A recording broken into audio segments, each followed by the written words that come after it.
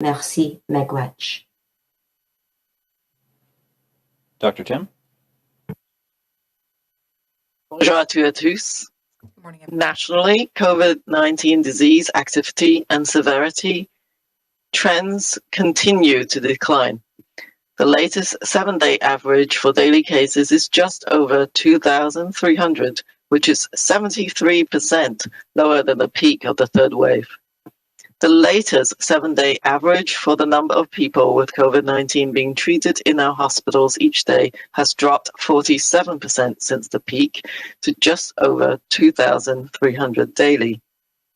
Of these, on average, 1,000 were being treated in intensive care units, down 31% since the peak, and average daily deaths are down 35% to 34 deaths being reported daily. As of today, over 25 million doses have been administered across Canada, with close to 2.8 million Canadians getting a dose of COVID-19 vaccine in the past week alone. As of May the 29th, 65% of the population aged 12 years or older have received at least one dose. As of May the 30th, there have been 44 national reports of rare but serious blood clots with low levels of blood platelets following immunization with the AstraZeneca vaccines in Canada. Of those, 30 have tested positive for the PF4 antibodies, meeting the definition of vaccine-induced immune thrombocytopenia, or VIT. Laboratory testing on the remaining 14 individuals is ongoing. Sadly, among those confirmed cases of it, there have been 5 deaths reported. We offer our most sincere condolences to the loved ones of those who have passed away. Every week, we get closer to 75% of eligible Canadians having received their first dose of vaccine protection against COVID-19. As we pass that goal in the coming weeks, provinces and territories are also accelerating their second dose programs to get more people in Canada fully vaccinated for optimal protection against COVID-19. If you don't have your first shot or haven't booked an appointment yet, now is the time. This includes those who are pregnant or breastfeeding, as well as those with an autoimmune condition or who are immunosuppressed. If you've already had your first shot, thank you. It's win-win. You're now better protected, and you've taken an important step to bring us closer to end the crisis phase of the pandemic in Canada. You can now keep an eye out for when you'll be eligible to receive your second shot. Even if you already have an appointment, be sure to monitor local public health information, as appointment dates may be moved up as supply increases. Getting that second dose is important, both for your own protection and for building immunity in your community. This is a double win-win. While your first dose provides priming immunity, providing most of us with good protection and reducing the likelihood of severe illness, the second dose is crucial for boosting our immune systems to build strong and longer-lasting immunity. We're on the right path to get back to the things that we miss. Let's keep going steady as we go and not let complacency hold us back from a safer summer sooner. Thank you. Merci. Miigwech. Bonjour à toutes et à tous.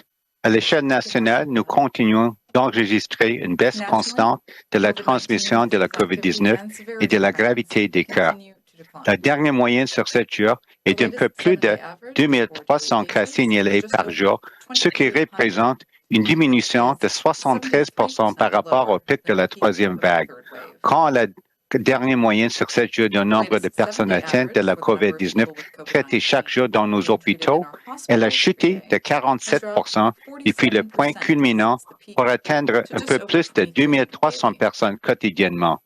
De ce nombre, 1000 personnes en moyenne ont été traitées dans des unités de soins intensifs, ce qui représente une baisse de 31% depuis le pic, et le nombre moyen de décès par jour a diminué de 35% pour se chiffrer à 34 décès signalés par jour.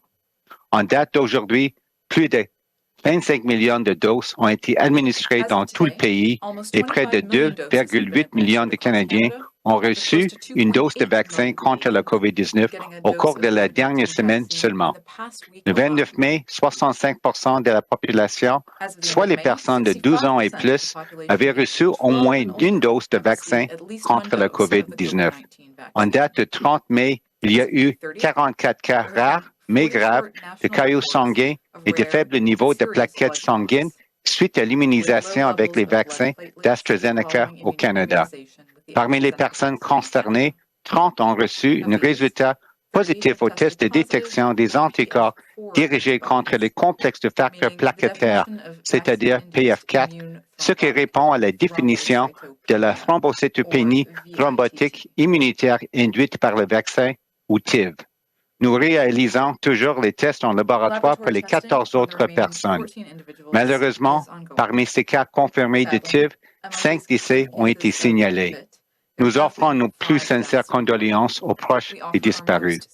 Chaque semaine, nous nous rapprochons de la proportion de 75 des Canadiens admissibles ayant reçu la première dose du vaccin contre la COVID-19.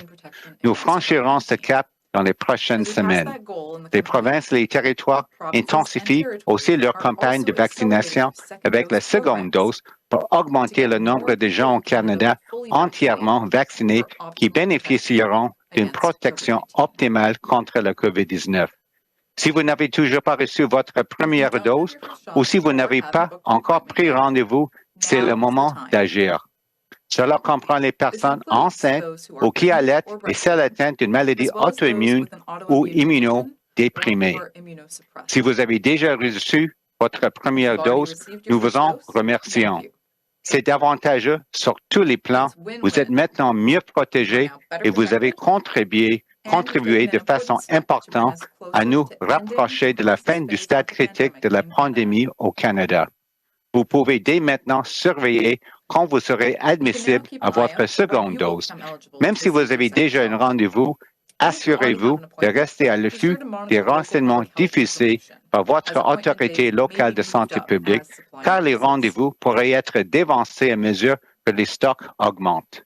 Il est important de recevoir cette seconde dose autant pour votre propre protection que pour acquérir l'immunité dans votre communauté. Nous y gagnons tous. La première dose procure une immunité principale qui protège bien la plupart d'entre nous et qui réduit la probabilité de tomber gravement malade. La seconde dose est essentielle pour renforcer le système immunitaire afin d'avoir une immunité forte et durable. Nous sommes sur la bonne voie pour retrouver les choses qui nous manquent. Restons sur cette lancée et ne laissons pas la complaisance nous priver de l'arrivée hâtive d'un été où nous serons davantage en sécurité. Merci, Miigwech. Brigadier General. I am pleased to say that as of this week, sufficient doses of Moderna have been delivered to the territories to fully vaccinate 85% of their 18 and older populations and transient workers.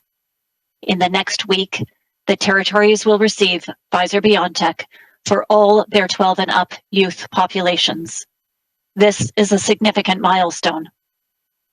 In total, we have shipped more than 29 million doses of COVID-19 vaccines across Canada. Earlier this week, Canada received its largest single shipment of Pfizer-BioNTech.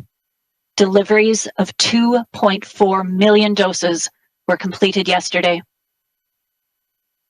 Tel que mentionné lors de notre dernière séance d'information technique, les envois du début de juin de Moderna arrivent au Canada en deux parties. Mercredi, plus de 400 000 doses de vaccin Moderna sont arrivées au Canada. Les livraisons devraient achever aujourd'hui.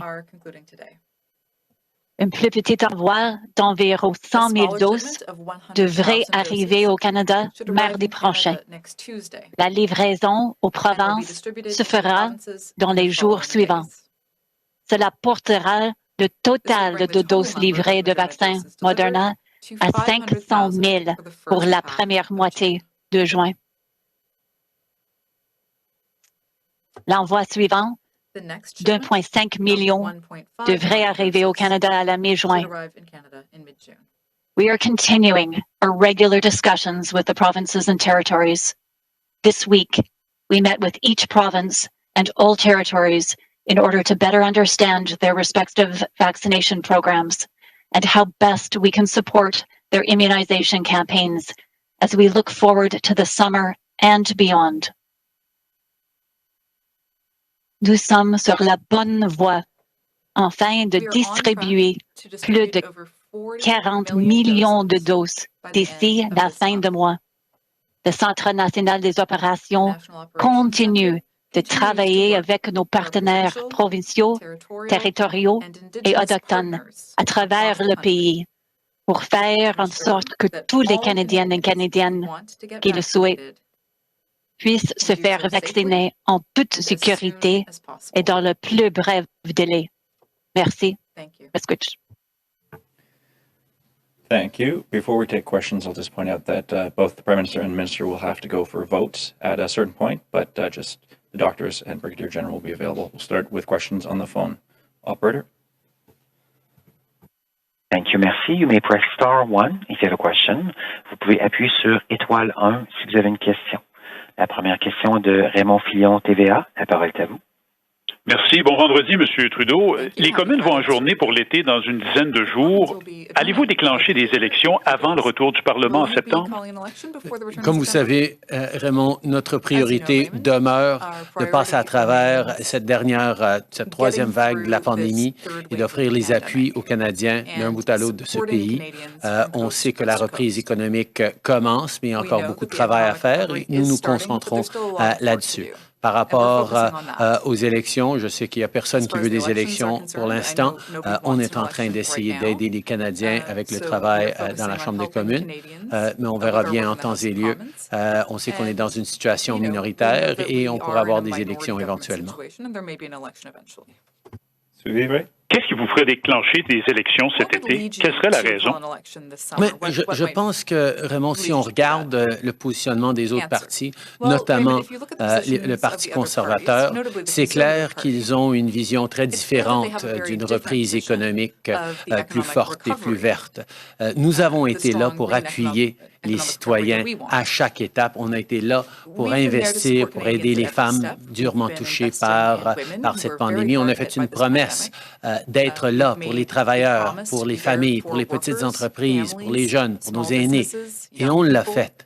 Et tout à travers de cette pandémie, les conservateurs nous critiquaient d'investir trop, d'aider trop les Canadiens. Or, ce qu'on est en train de voir, c'est qu'on a pu passer à travers cette pandémie de meilleure façon que bien de nos pays comparables à travers le monde. Et nous allons continuer d'investir pour une reprise plus verte, une reprise plus innovatrice et une reprise qui fonctionne pour tout le monde. Il y a des différends importants entre notre vision pour une reprise plus forte et les conservateurs qui se replient encore avec leurs préoccupations de coupure pour lutter contre le déficit. Et à un moment donné, on sait qu'on ne pourra plus fonctionner en tant que Parlement comme ça. Mais pour l'instant, notre priorité, c'est de travailler pour les Canadiens tous ensemble. Merci. Prochaine question. Operator. The next question is from Dylan Robertson from the Winnipeg Free Press. Please go ahead. Hello, Prime Minister. We've had Indigenous leaders saying it's not appropriate to have bands apply for federal funding to examine residential school burial sites without having a coordinated strategy to ensure the evidence is properly gathered. They say that the funding you've reallocated basically leaves traumatized bands to go through the work of finding their own contractors. You said this week that nobody wants federal agents to come storming reserves, and I don't think anyone's asking for that. The chiefs say they want some sort of coordination. We now have bands in Manitoba appealing to the International Commission on Missing Persons to help guide their work on burial sites. So I'd like to know why your government hasn't committed to an actual strategy for this, and if you're comfortable with global agencies stepping in to fill that gap. First and foremost, Dylan, as we've said from the beginning, the families and the communities need to be at the center of and in charge of any and all next steps.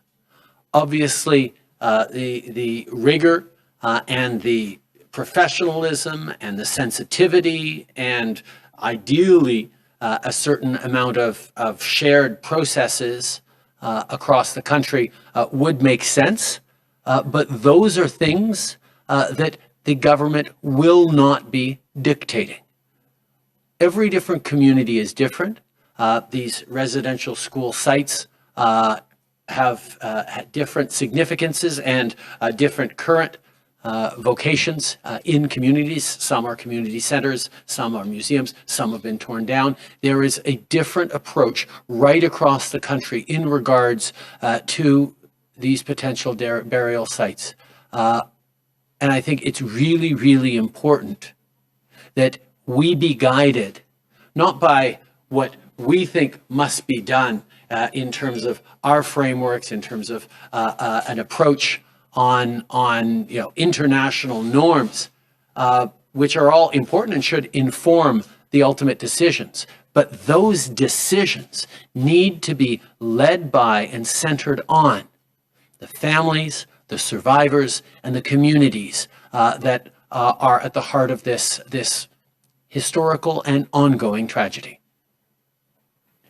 Follow-up, Dylan? And Prime Minister, I want to ask you about the Catholic Church withholding residential school records. The Church has not followed its peers in turning over documents. I know your government has asked for records before, but why have you not ramped up that pressure over the past week on the Catholic Church to divulge these records?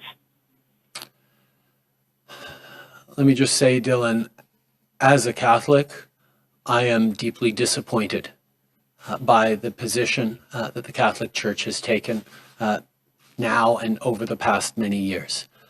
When I went to the Vatican a number of years ago, I directly asked His Holiness Pope Francis to move forward on apologizing, on asking for forgiveness, on restitution, on making these records available, and we're still seeing resistance from the Church, possibly from the Church in Canada. I think it's going to be a really important moment for all of us, particularly Catholics across the country, to reach out in our local parishes, to reach out to bishops and cardinals, and make it clear that we expect the Church to take up and step up and take responsibility for its role in this and be there to help in the grieving and the healing, including with records, that is necessary. It's something a number of other churches, the United Church and others, have done. It's something we are all still waiting for the Catholic Church to do. En tant que catholique, je vais avouer que je trouve ça très difficile que l'Église catholique refuse encore de s'excuser et de participer au processus important de vérité et de guérison dans lequel nous embarquons. Quand je suis allé au Vatican il y a quelques années, j'ai demandé directement au pape François d'être là pour aider les gens à guérir, pour reconnaître le rôle que l'Église catholique a eu dans cette tragédie. Malheureusement, depuis plusieurs années, on n'a pas vu ce mouvement incluant par les autorités catholiques ici au Canada.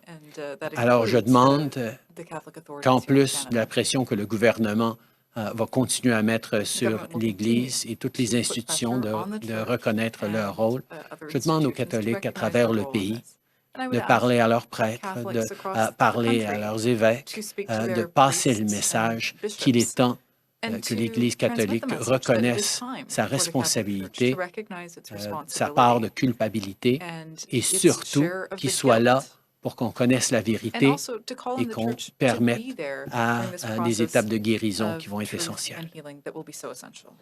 Juste une seconde, s'il vous plaît.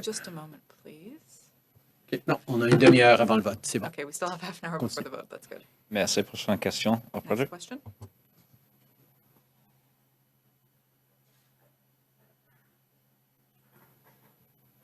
Operator, next question. Oh, I'm sorry, thank you. The next question is from Jimmy Pashagumskum from APTN. Please go ahead. Hi, thank you. I'm sorry, I'm on the phone. Is the Prime Minister still with us? Yes, I am, very much. Go ahead, please. Okay, thank you. Thanks, Mr. Prime Minister.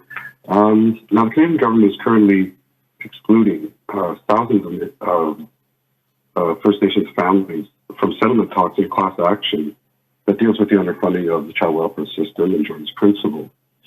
This is because the Crown believes it can, beat them in court based on legal technicalities. And you said time and time again that nothing is more important to Canada than its relationship with Indigenous people. As a gesture of reconciliation, and I know we've heard that term thrown around a lot this past week, will you reverse this position and include these plaintiffs in the settlement talks? Thank you very much for your question. Let me first be very clear. We are not fighting Indigenous kids in court, regardless of what political opponents may say. We have been working clearly and collaboratively with Indigenous organizations and leadership across the country on the harm that has been done over the past many years to far too many Indigenous kids, now adults, in the Child and Family Services system. We have recognized from the very beginning that those Indigenous peoples are worthy of compensation, and we will be compensating them. The questions and discussions ongoing with the communities and the leadership is about what the right level of compensation for different groups and different communities are, and those conversations are ongoing. But more than just compensations for wrongs of the past years, we also need to make sure we're moving forward on changing the system that led to Indigenous kids over the past few years continuing to be taken from their communities, taken from their languages, from their cultures. That is unacceptable.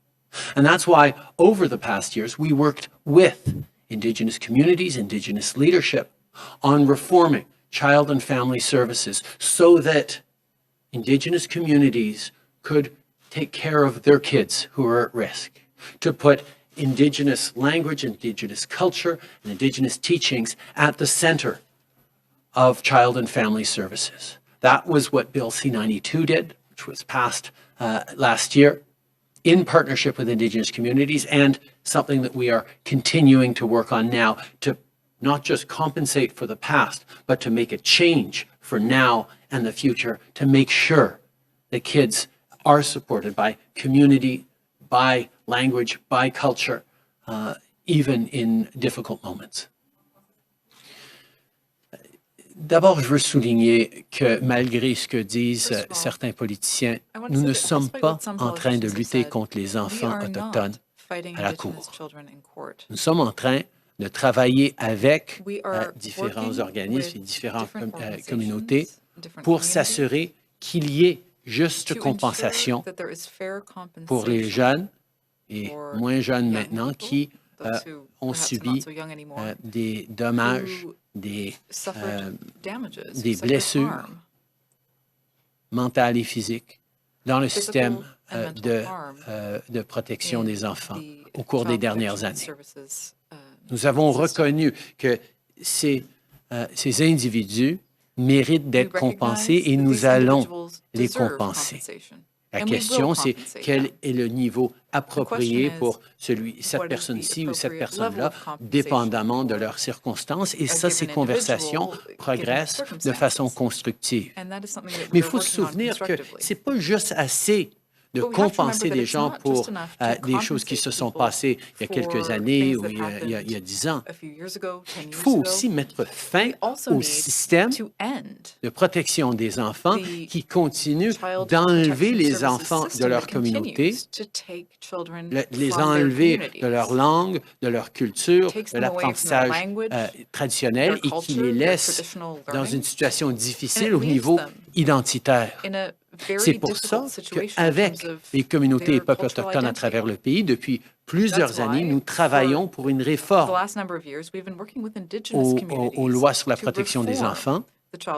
Et parce qu'on a pu passer ce projet de loi l'année passée, on est maintenant en mesure de changer le système de façon profonde pour mieux protéger les enfants maintenant et dans les années à venir. C'est du progrès concret. Il reste encore du travail à faire, mais on va continuer ce travail. A follow-up, Jimmy? Yes. Respectfully, Mr. Prime Minister, there's some who might disagree with you. In last September, actually, you said that you would not fight certification. And then you kind of went back on it and said that you want to exclude victims between 1991 and 2007. So these are families who are now adult children. They suffered or some have died while waiting for Canadian government, which to provide services that they're legally obligated to. So, especially with the recent discovery, in Kamloops of 215 children in the grave, and to this day, kids are still in danger in care. Some may say that this is an ongoing genocide. As an act of quote-unquote reconciliation, can you commit to the Justice Department to include these people in the class action settlement talks?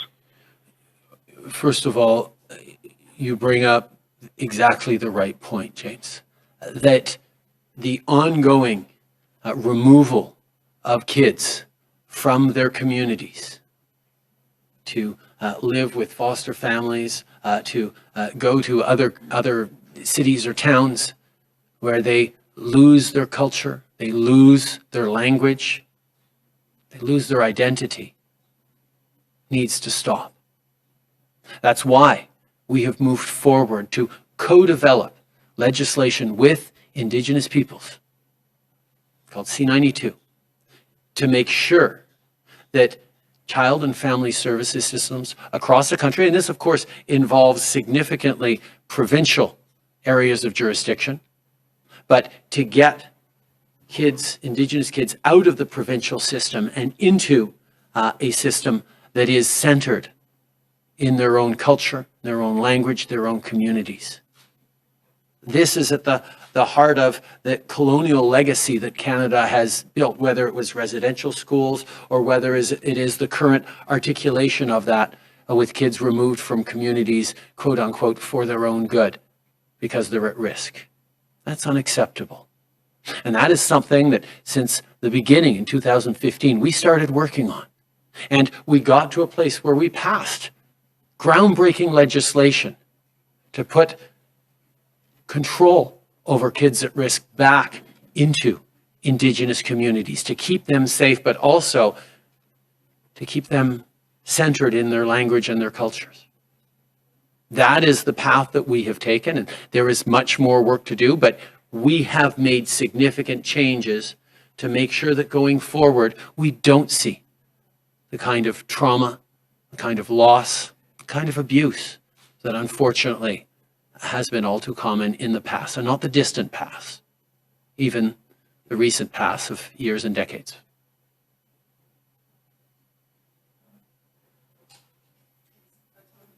Prime Minister, the federal government has in its possession, in its various archives, documents that were generated both by the federal government and the churches. And these are documents that Indigenous-led groups that are trying to help people and communities like Kamloops get to the bottom of the unmarked burials.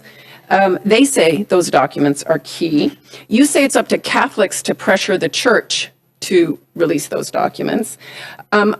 Your government has the documents and copies of many of them.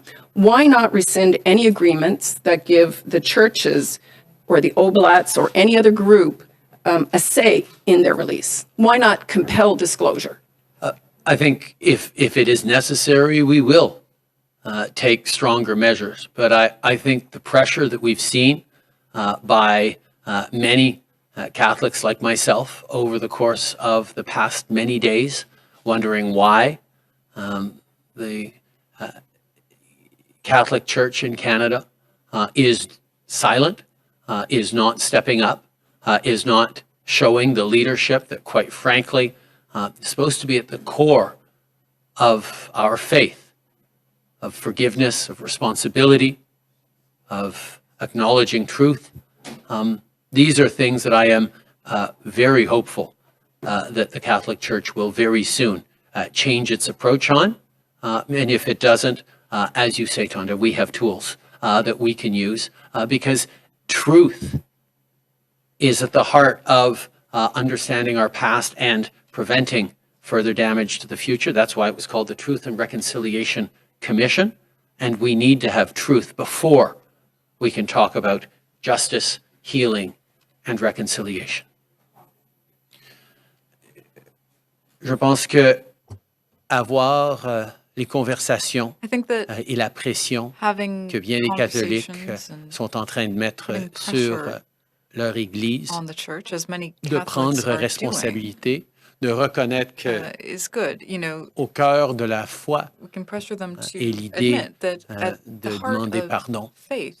Je pense et j'espère qu'on va voir une approche beaucoup plus ouverte et responsable de l'Église catholique dans les jours à venir. Mais effectivement, on a des outils qu'on pourrait utiliser si nécessaire, mais je pense que ce serait mieux pour tout le monde que ce soit fait en partenariat et en accord. And in the spirit of agreement. Prime Minister Kevin Gallagher, CTV National News. I just want to follow up on Tonda's question. So, you say that the government has the tools to compel these documents, and you say if it's necessary, you will. Well, how come now is not necessary? What are you waiting for? Obviously, and I'm not going to get into the details of what tools and what processes and what documents. Let me talk about the basic principles. We have committed as a country to revealing the truth, to sharing the truth, to allowing access to the truth, first and foremost, so communities can understand what happened to their loved ones and grieve them and mourn them and perhaps bring them home. These are the things that are most important for Canadians and for Canada right now. And our role in ensuring that that happens is one that we take very seriously, and we will be there to ensure that the truth is known.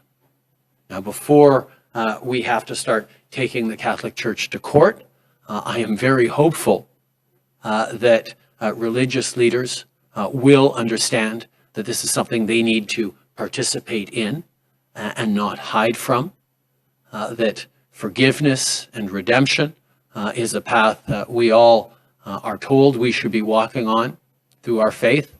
And I am confident that the Catholic Church is hearing these calls very clearly and is understanding the kind of dismay and grief that many Canadians are feeling right now at seeing the continued lack of action.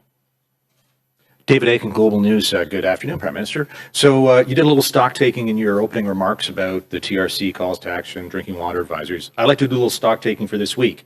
On Monday, you said you would directly speak to Ministers Bennett, Lametti, Vandal, Miller, and you promised concrete action. 2 days later, Minister Bennett sort of opened the wicket up and said, come apply for money. So is that it for the concrete action? Is there more concrete action that will be coming on the residential schools, etc.? Yes, there is much more action to come. There is much more work to be done. As I referred to on Monday, we talked about the fact that we set aside over $30 million for exactly this. Had been working with communities around ways to flow that money, but that has been accelerated significantly this week, and families and communities can move forward. And let me be very, very clear that we will be there with whatever supports are necessary for communities and Indigenous leadership to move forward in the way that is appropriate for their community. It's not up to the federal government to dictate this, that, or the other thing. It's not up to international bodies to choose to come in, although they would be welcome. It is about Indigenous communities having the tools that they need to move forward. It's not up to the federal government to decide what those tools are either. But we will be there and are now engaged in direct conversations with communities that are stunned and shocked and grieving and hurting because of the recent news, and want to move forward in a way that is supporting their families, their elders, their community in the right way. And we as a government will be there concretely with action and resources as they need to for moving forward. CBC, I'd like to ask you about the past and the present day. You're going to be speaking to Ryerson students this afternoon, and I'm wondering if the events of the past week have made you reconsider the idea of honoring people like Egerton Ryerson, like Sir John A. Macdonald, who this building is named after, whether you think that's still appropriate. And on the present day, after the release of your National Action Plan yesterday, Marion Buller, the commissioner of the MMIWG report, came out and said she was disappointed, and she doesn't see why an Indigenous person would trust the government on this issue. So all your words about reconciliation, why do you think it is that so many Indigenous people, or some Indigenous people, don't trust your government or you?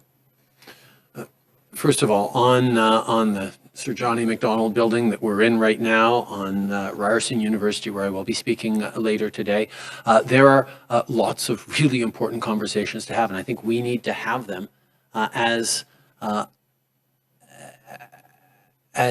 Canadians who grapple with a past that is not just a historical past, but a past that has impacts on the present right now. I think there are serious and mature conversations we need to have, and I can't dictate whether it's appropriate for this place or that place to carry this name or that name. But I think being eyes wide open about what we choose to honor and commemorate, I think we always need to know, we always need to retain awareness of the past, but awareness that is nuanced and informed and understanding. And the decisions on who we commemorate and how we commemorate them are decisions that we have to take through careful reflection and open and difficult conversations in our communities and in our society. In regards to why there are Indigenous leaders and communities and individuals who continue to mistrust government, I think it's obvious why. The level to which the institutions, Parliament, Prime Ministers have let down Indigenous peoples over the past decades, generations, and centuries is well documented.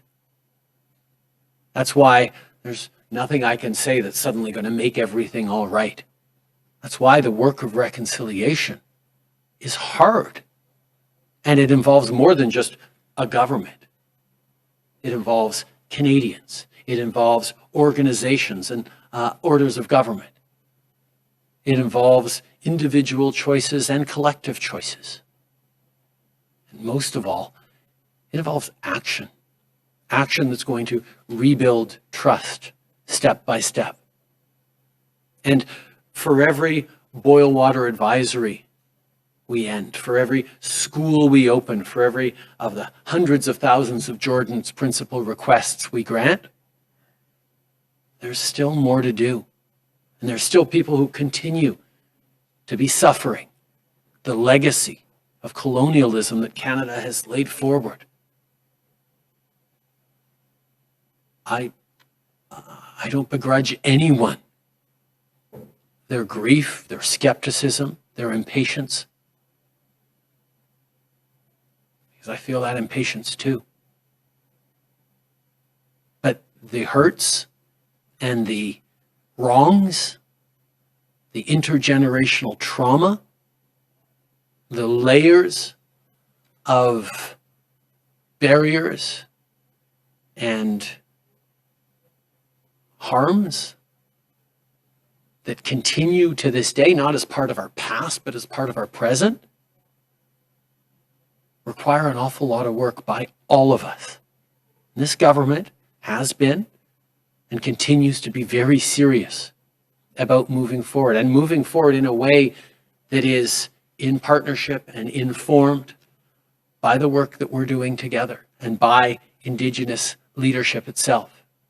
And as we move forward on the pathways that we announced yesterday in the National Action Plan to end the ongoing tragedy of missing and murdered Indigenous women and girls, as we look at strengthening community security, as we move to reforming the justice system, as we look to healing and mental health supports, as we look to education, and all the different things that we can and must be doing together, there will be some people who continue to sit back and say it's not enough, and that is their right. But there are others who are taking chances and stepping forward and participating and helping us make sure that we get things right. I'm not going to begrudge anyone the choices they make. But I am going to thank those people who, despite all the hurt, despite all the trauma, despite all the mistrust, continue to believe that working together, that moving forward on these solutions is the only path, not just for reconciliation, but for Canada. And Minister and Prime Minister will now have to excuse themselves to go vote. Nope, I still got time. Go ahead. And good afternoon, Mr. Trudeau. Man Hamidi with the Canadian Press. The United Nations Human Rights Office has called this morning on Canada to conduct investigations into the burial sites in Kamloops and in other locations across the country. Former Senators Mary Sinclair and the former chair of the TRC Commission, he said yesterday that Canada also, there should be an investigation, but he said that federal government shouldn't run that investigation. How are you going to grant some accountability and make sure that those who committed these human rights violations in residential schools that led to the deaths of hundreds of Indigenous children are brought to account? As I've said, we will put the families and the communities at the center of our path forward.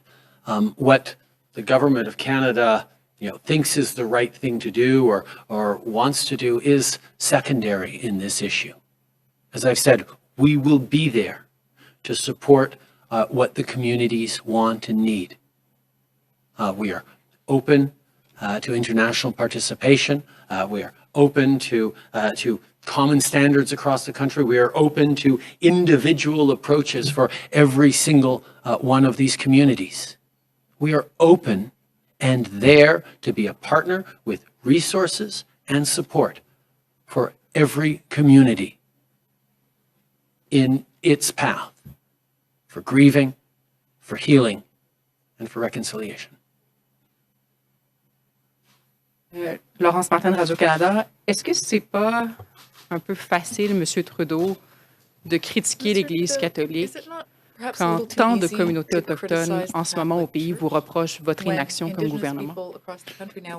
Je pense que nous avons tous nos parts de responsabilité sur les 94 appels à l'action de la Commission sur la vérité et la réconciliation. Nous avons travaillé sur 80% de ceux qui étaient dans notre zone de contrôle. On en a accompli plusieurs et d'autres, c'est des problématiques à plus long terme. Mais une de ces recommandations ou appels à l'action, c'était que l'Église catholique, le Vatican, s'excuse. Ce n'est pas le gouvernement fédéral qui peut faire ça. On a fait notre part en demandant au pape de s'excuser. Mais nous avons tous du travail à faire. Et ce n'est pas une question de dire « Ah non, moi, j'ai rien à faire, c'est l'Église qui doit le faire. » Ce n'est pas du tout ce que j'ai dit.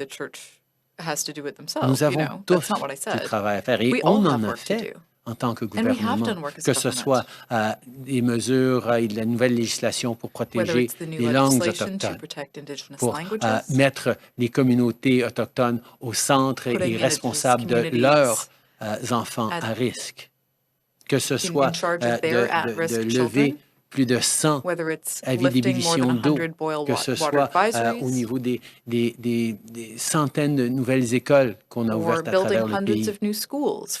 On est là pour travailler avec la communauté et on reconnaît qu'il y a bien d'autres à faire, mais nous ne sommes pas les seuls. Les gouvernements provinciaux, les gouvernements municipaux, les organismes comme les églises ont aussi leur rôle à jouer. Mais les Canadiens aussi ont leur rôle à jouer. On a tous, dans nos vies de tous les jours, des opportunités de s'informer, de s'éduquer plus sur l'histoire du Canada et sur les articulations de ce passé qui existe dans le présent. Et donc, nous allons continuer ensemble en prenant toute la responsabilité nécessaire, tous et chacun, pour qu'on en finisse avec cette tragédie coloniale. So I believe the Prime Minister and the Minister have to vote now. The Minister will return after she votes, but we'll go back to the phone as soon as the Prime Minister leaves for questions for the doctors and Brigadier General Brody.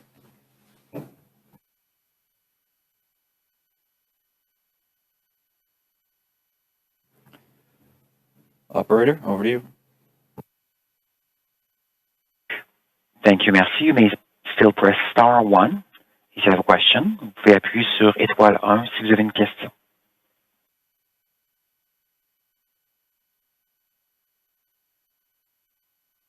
There are no further questions on the phone lines. Nous n'avons plus de questions pour le moment. Okay, David Aiken, Global News, in the room. I think this question is for Dr. Tam. Dr. Tam, and this is coming from my colleague Abigail Beeman, who's asking, is there enough sequencing being done to find the Delta variant? And I wonder if you can speak to why an increase in that variant here in Canada makes getting a second dose sooner rather than later more important. Thank you for that question. So Canada, as a country, does a lot more sequencing than many, especially as the number of cases are coming down. The provinces are, in fact, moving towards sequencing a vast majority of the positive cases, and so that is actually happening. So in discussions with my provincial territorial colleagues and our laboratory partners, obviously monitoring all variants of concern are very important. The Delta variant, or B1617, has been detected essentially across Canada. It is important then to characterize the exact distribution and the trend as well. It is a variant that has demonstrated there's now increasing evidence to show that it is more transmissible, and maybe more transmissible, in fact, than the Alpha variant, that B117 variant. So that is obviously a characteristic of concern, which means that in under-vaccinated populations, or if we let go of public health measures and relax some of these in the context of a transmissible variant, that variant could well take off and replace other viruses in the communities. So that might be something, for example, that's happening in the United Kingdom. Secondly, this variant is important at this time because there is some evidence, although not a large amount of evidence, but some, both from a laboratory perspective, but also some real-life data coming out of the United Kingdom to suggest that one dose of vaccines provides some protection, but not quite as good as 2 doses. So 2 doses of vaccine perform very well. Both the Pfizer vaccine performed very well, and there's also protection afforded by 2 doses of AstraZeneca vaccines as well. This is why it's important to remind everybody to get the second dose. As supplies increase, provinces, you probably heard their announcements just in recent days to get the second doses started in many of the populations. Some of the initial high-risk groups have already started having their second dose, but you'll see provinces announcing second doses for seniors and then and more higher risk populations and those who've had their initial dose early. And you'll probably see that interval come down. Some jurisdictions have announced intervals of about 8 weeks. And so it is very important to get that second dose when variants such as the Delta variant is in our community. Hey, Kevin Gallagher, CTV National News. My question's for Dr. Tam. So I'd like you to comment a bit about this U.S. study with the 7 teenage boys in the United States experiencing heart inflammation within days of getting the Pfizer-BioNTech shot. What should Canadians take away from this development? Yes, so you're talking about some studies and observation from a number of countries, including the United States and also Israel. So what has been observed, a small number of cases of individuals who are quite young, adolescents and young adults, who've received their second dose, primarily after 2 doses of the mRNA vaccine, and mainly the Pfizer vaccine. And they develop inflammation of the heart muscle and the covering of the heart several days after vaccination, and more often in males compared to females. In general, they are relatively mild illnesses. Some have been hospitalized, but with a short stay, and they are being monitored, of course, for a longer period to see how they recover. But in general, their symptoms appear to improve quickly. So a number of important actions are being done at the moment. One is, of course, to actually try and determine if these events following the vaccine is indeed linked to the vaccine. So those studies are ongoing. But I do think that this is a signal that we need to be taking seriously. What in the Canadian context, of course, not many younger individuals have been vaccinated today, and certainly not many with 2 doses. So as we closely monitor this situation, we only found a small number of reports of pericarditis or myocarditis, that's the inflammatory response after vaccination in Canada. We currently do not see any higher rates than would be expected in the general population, but it is something that we need to continuously monitor. In the United States, they have considered their observations, and at this point continuing to recommend this vaccine for younger individuals, and following the usual schedule. But I think it is something that we have to continuously monitor. And I think for individuals who are getting vaccinated, there are some symptoms that they should be aware of, so that if you do develop some acute chest pain, feeling short of breath, your heart rate feels irregular, you need to get yourself checked out. It is something that can be managed and treated. And as I said, the majority of those reported have essentially improved quite rapidly following their initial presentation. Just follow up, Dr. Tam. What metrics are you looking at? I know that you don't want to get too political, but obviously here in Ottawa, we've been told that no one wants an election until the end of the pandemic. What are you looking at to determine what the end of the pandemic looks like for Canada? Are you looking at vaccination rates, hospitalizations, or does Canada need to wait for the World Health Organization to declare the global pandemic over till we really know that we're past this crisis? What metrics are you looking at right now that would help you determine and advise, the political leaders of this country when they can say the pandemic's over? Well, a pandemic is a global phenomena, and Canada alone cannot determine that. So we might hear from the WHO, for example. But in our domestic context, we know that while Canada has had an escalation in our immunization, in our vaccinations, many countries haven't got there as yet. And the coronavirus is not going to disappear anytime soon. It's in every country, in every corner of the world. So until the world is vaccinated, I think the virus is not going to disappear anytime soon.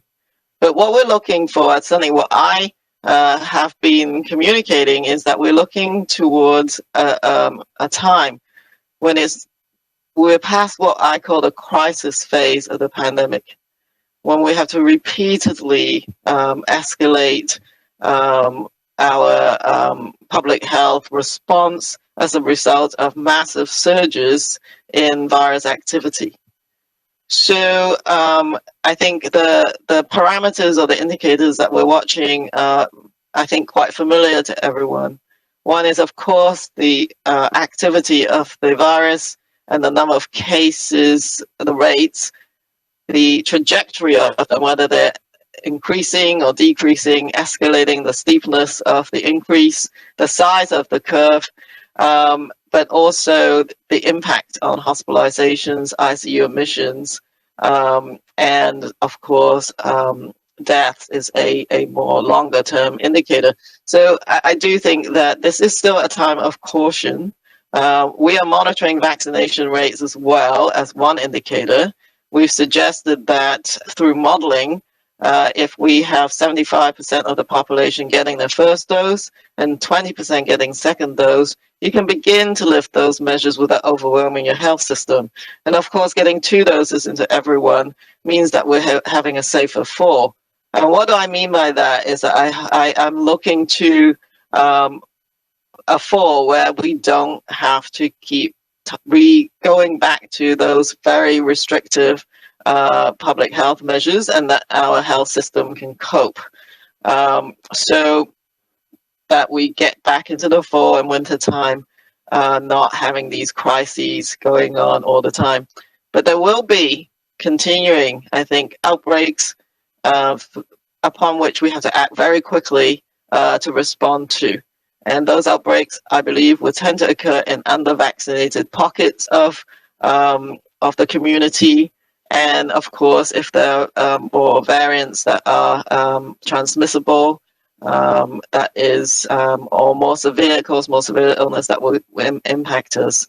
But certainly vaccines are playing a major role if we look at countries that have been a little bit ahead of us, and that we can look towards getting back to some of the activities that we are looking forward to. So those are some of the key indicators. We did publish some indicators for how to ease opening up of our social economic spaces. But equally speaking, if those indicators go another direction, we have to again act very quickly. But the bottom line is 2 doses of vaccine is going to get us quite far ahead. I have to say that 75% 2 doses is a goal based on the level of vaccination, so that we don't overwhelm our health system. But we can do better than that. I actually think we should keep going. This isn't a threshold or limit. We've seen some communities getting over 80%, some seniors getting over 90% vaccine coverage, and so we should shoot for the stars, basically. And we'll go back to the phone for one final question. Operator? Thank you, merci. The next question is from Dylan Robertson from the Winnipeg Free Press. Please go ahead. Hi there. A question for Brigadier General Krista Brody. I'm wondering about expired doses. Provinces keep turning their backs on AstraZeneca, so I'm wondering what the plan is to avoid doses from expiring, and if we're going to send these to COVAX, and how many have actually expired so far.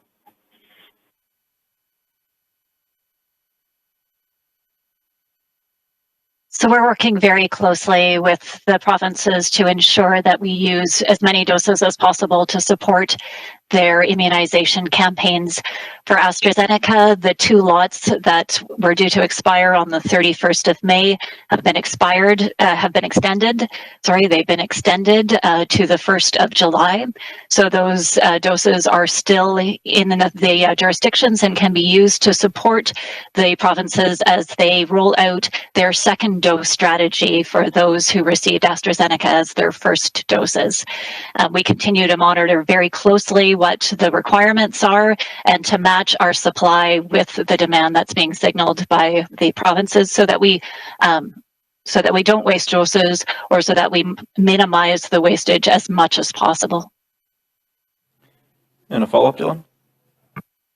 Thanks. My follow-up is about the CBC reporting that Brigadier General Simon Bernal has been taken off the vaccine task force, the rollout for an alleged racist comment.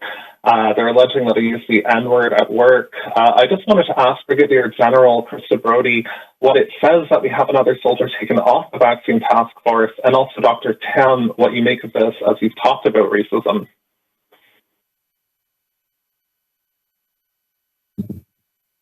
So I'm not in a position to speak to the alleged allegations pertaining to Brigadier General Simard. What I can indicate is that we are very focused on the team here at the Public Health Agency to ensure that we distribute vaccines as quickly, as safely, as efficiently as we can in a manner that's fair and equitable to all. Thank you. Yes, thank you for the question, and thank you, Brigadier General Brody. Thanks to the support from the Canadian Armed Forces, we're confident that work will just continue and vaccines will be delivered and the work with the provinces continue. So we're not concerned about that capacity. At the same time, of course, I know actually nothing about the specific incident, but we have to promote safe workplaces, respectful workplaces. There is no place, of course, for racism and stigma and discrimination in a workplace or in our society. It shouldn't be tolerated. So, I think throughout this pandemic, we've seen people coming together to collaborate. And I think that, of course, we need to continue to focus on our strengths and embrace the diversity in our population. And racism is in many different systems, whether it's the health system or other systems of society. And we, of course, all need to do better. Thank you. Thank you, and that concludes today's press conference.